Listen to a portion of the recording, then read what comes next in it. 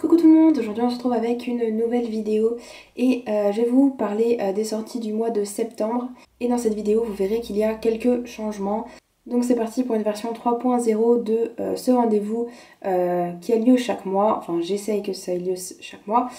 Et donc là ça va être 3.0 puisque j'ai changé encore comment ça fonctionne, puisque j'ai changé de logiciel d'édition. Enfin de montage de vidéo.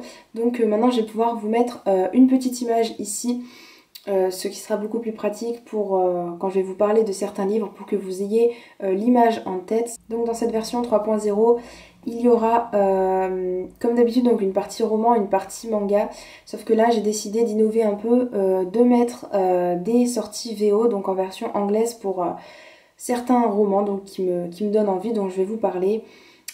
Et certains mangas que je n'ai pas lus forcément mais qui me font envie, ou voilà, ou des choses, des mangaka qu'on connaît en France et leur dernière série par exemple, ou des choses comme ça. Je pense que ça pourrait être intéressant de voir ça.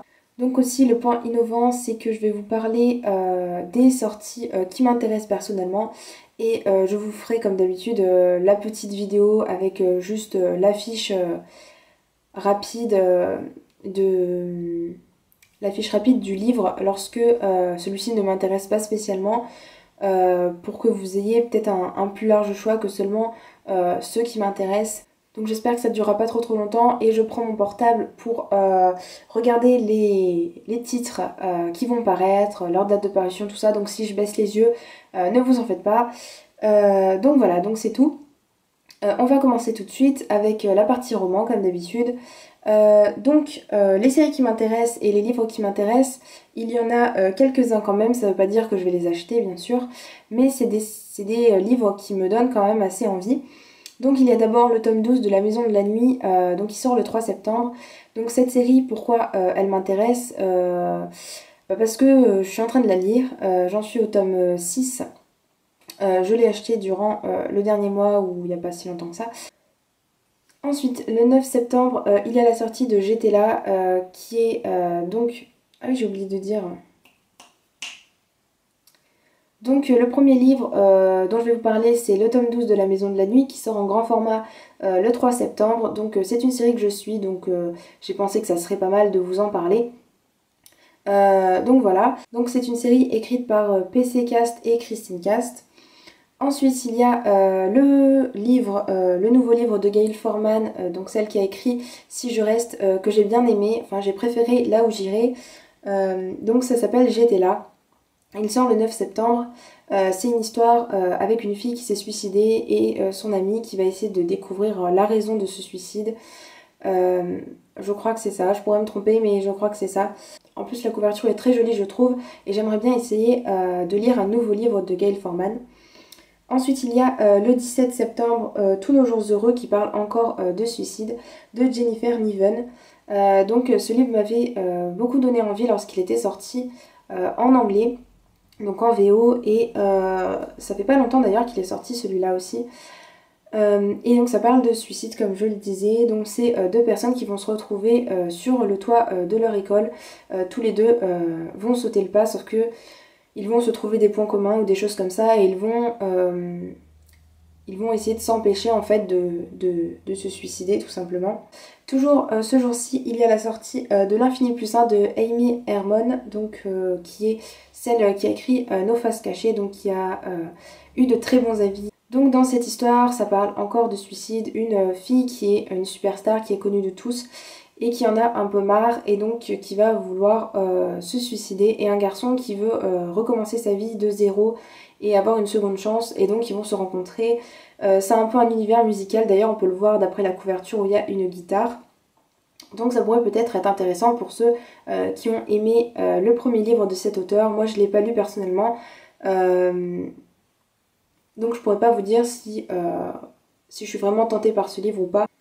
Toujours ce jour-ci, il y a 7 secondes de Tom Easton, donc le 17 septembre, qui sort. Et donc c'est une histoire donc dystopique. C'est une jeune fille qui vit dans un monde où les gens sont tout le temps pistés, puisqu'ils ont une puce dans leur cerveau, enfin dans leur tête, je sais plus exactement si c'est dans leur cerveau, qui permet de les géolocaliser et donc tout le monde sait où tout le monde est, en fait tout le monde est pisté et il y a des gens qui vont aller à sa recherche, qui vont la poursuivre, je sais plus pour quelle raison, et elle va avoir 7 secondes d'avance sur eux puisque ces gens auront sa localisation 7 secondes en retard. Donc ça a l'air d'être assez prenant et ça pourrait peut-être m'intéresser. Ensuite, il y a le 19 septembre, Les Clan Seekers de Ewen Ellis Dayton. C'est l'histoire d'une jeune fille qui va prêter serment et qui va enfin devenir ce pourquoi elle a été entraînée toute sa vie, c'est-à-dire une chercheuse. Et donc elle va se rendre compte que ce métier, enfin cette tâche, elle doit aider les gens, aider les plus démunis, n'est pas vraiment ce à quoi elle s'attendait et que les gens qui sont autour d'elle lui ont menti. Voilà, le résumé n'est pas très prometteur, je trouve, parce que ça tombe un peu dans la banalité, mais peut-être que cette série a quelque chose, parce que c'est une trilogie, je crois, et peut-être que cette série a quelque chose, apportera quelque chose de différent, en fait. Donc ça pourrait m'intéresser. Le dernier livre qui m'intéresse, c'est Les Amours de Lara Jane, le tome 2. Donc en anglais, ça s'appelle P.S. I Love You. Mais là, je sais pas comment il va s'appeler. Et donc ça sort le 23 septembre et ce livre, donc pas forcément le tome 2 m'intéresse mais le tome 1 m'intéresse vu que je ne l'ai toujours pas lu et comme j'aime pas trop cet éditeur je pense que je le lirai en anglais donc je sais pas encore pour quand c'est prévu mais en tout cas ce livre me tente beaucoup. Donc je vous laisse avec la petite vidéo concernant les autres romans qui sortent mais qui ne m'ont pas forcément donné envie de les lire.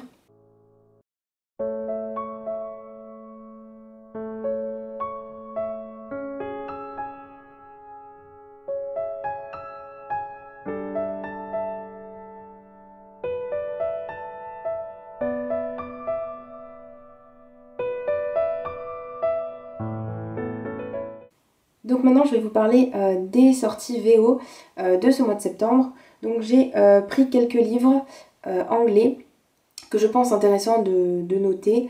Ce ne sera pas forcément des livres que je vais acheter mais la couverture m'a vraiment donné envie de le découvrir peut-être ou de lire un peu plus le résumé en profondeur ou des choses comme ça. Il y a aussi des suites de séries qui sont sorties en français donc ça pourrait peut-être vous intéresser. Donc le premier roman dont je vais vous parler c'est Dreamland de Robert L. Anderson qui raconte l'histoire. Donc j'ai vraiment beaucoup aimé la couverture d'abord, c'est pour ça que ce livre m'a attirée. Donc ça raconte l'histoire d'un personnage qui peut se faufiler, enfin qui peut s'introduire dans les rêves des gens. Et je sais plus vraiment de quoi ça parle mais voilà, le thème du rêve, j'ai pas souvent lu j'ai jamais lu de livre portant sur ce thème-là. Donc ça pourrait être peut-être intéressant. Ensuite il y a Everything Everything de Nicolas Yoon. Donc par contre je ne dis pas les dates de sortie parce que je les ai pas notées. Mais voilà, désolée pour ça. Donc il y a la sortie de Everything Everything de Nicolas Yoon. Donc qui est une histoire encore assez triste. Je sais plus si ça parle de maladie, de suicide ou de choses comme ça. Mais la couverture en fait c'est ça vraiment qui m'avait donné envie de lire le résumé. Et donc voilà, seulement pour la couverture, voilà, j'ai choisi de vous montrer ce livre.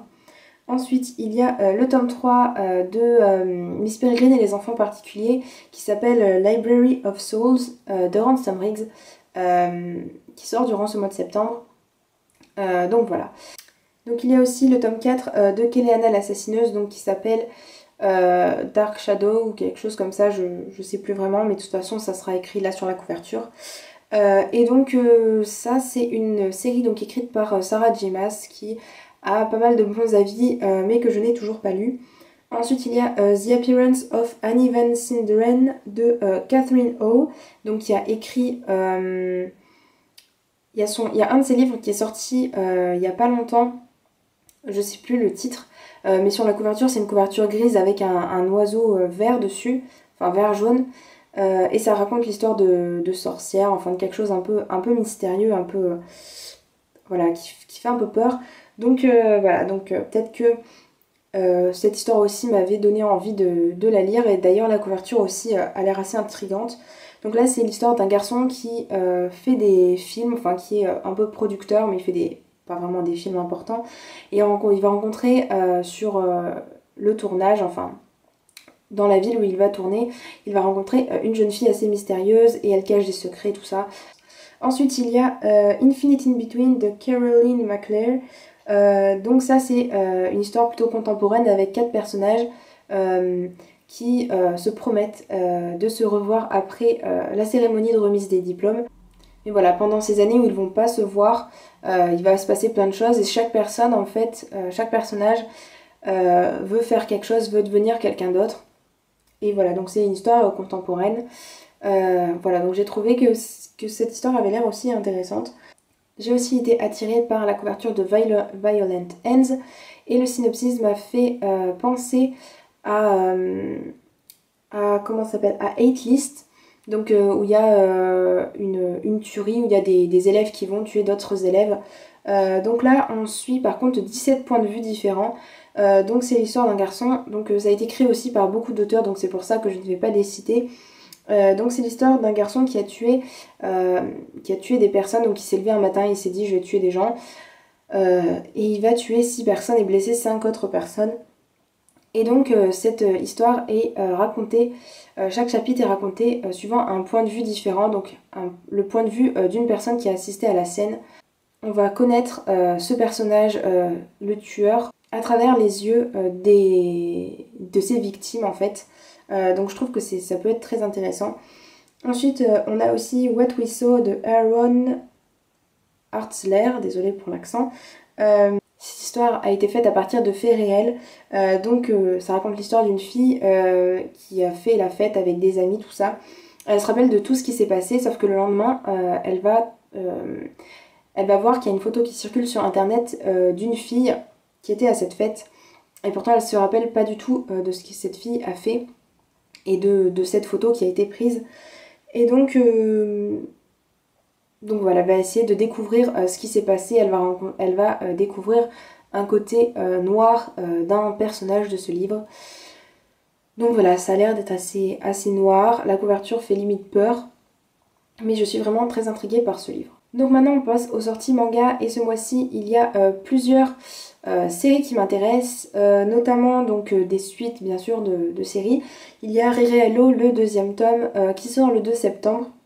Donc il y a la nouvelle série Oni qui va sortir, donc le 1er tome. Vraiment, j'ai vraiment envie de découvrir cette série, elle a l'air vraiment trop mignonne. Elle comporte 8 tomes et elle est terminée au Japon. Donc je pense que je vais l'acheter. Ensuite, il y a My Runovich qui sort aussi ce même jour, donc c'est le 12e et dernier tome. J'ai vraiment hâte de connaître la fin. Ensuite, il y a Iyokoi le tome 14, donc aussi le dernier tome de cette série. Qui sort le 16, je crois que je l'ai dit. Donc voilà pour les séries que je suis et je vous laisse avec le reste de la vidéo avec toutes les sorties concernant les shoujo.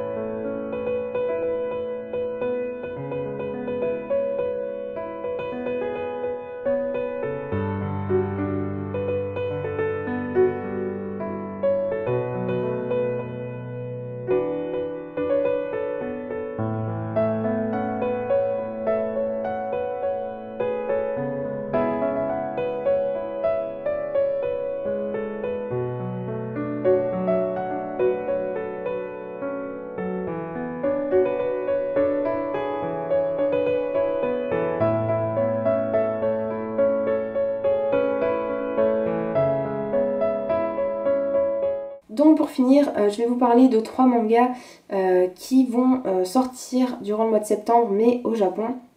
Donc il y a le tome 21 de Lady and Butler de Rei Izawa et Fuyu Tsuyama.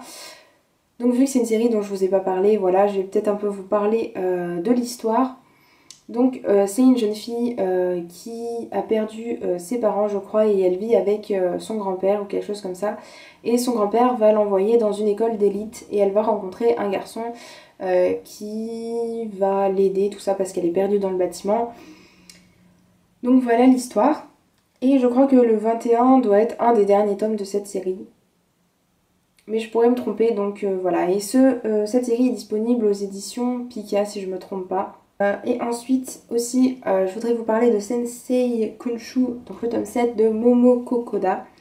Donc Momo Kokoda, vous la connaissez certainement pour No Longer Heroine si vous êtes sur ma chaîne depuis un petit bout de temps, parce que j'ai lu le 10e tome il y a quelques mois.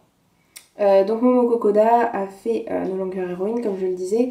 Et donc dans cette série Sensei Kunshu en plus, c'est une sorte de spin-off de cette série, puisque on suit une jeune fille qui est amoureuse d'un garçon, mais c'est pas vraiment réciproque, et à chaque fois elle va se confesser à lui et il la rejette à chaque fois, et ensuite après ça elle va tomber amoureuse d'un autre personnage, et cet autre personnage est son professeur en fait. Et ce personnage est aussi le grand frère de Hiromitsu, donc un personnage de No Longer Heroine. Et ensuite, le dernier manga dont je voudrais vous parler, c'est Taien Furyoko Dekimashira, le tome 4 de Zakuri Sato. Donc Zakuri Sato, dont je vous ai déjà parlé il y a quelques minutes pour My Hero Novitch. Et là, on suit une jeune fille qui a été détestée par les élèves, qui a été harcelée par les élèves quand elle était au collège, quand elle était en primaire aussi, et elle a décidé de totalement changer pour commencer une nouvelle vie au lycée. Donc ça me fait penser un peu au même style que Miru Novitch. Donc voilà, j'ai sélectionné ces trois mangas VO, voilà, juste pour vous faire un peu partager, parce que je pense pas que vous lisiez en VO, en japonais, mais peut-être que je me trompe. En tout cas, voilà, c'était juste pour vous faire partager un peu ce qu'il y a outre-Atlantique, ce qu'il y a aux États-Unis, en Angleterre, dans les pays anglophones ou au Japon par exemple. Donc voilà. J'espère que cette nouvelle version vous aura plu.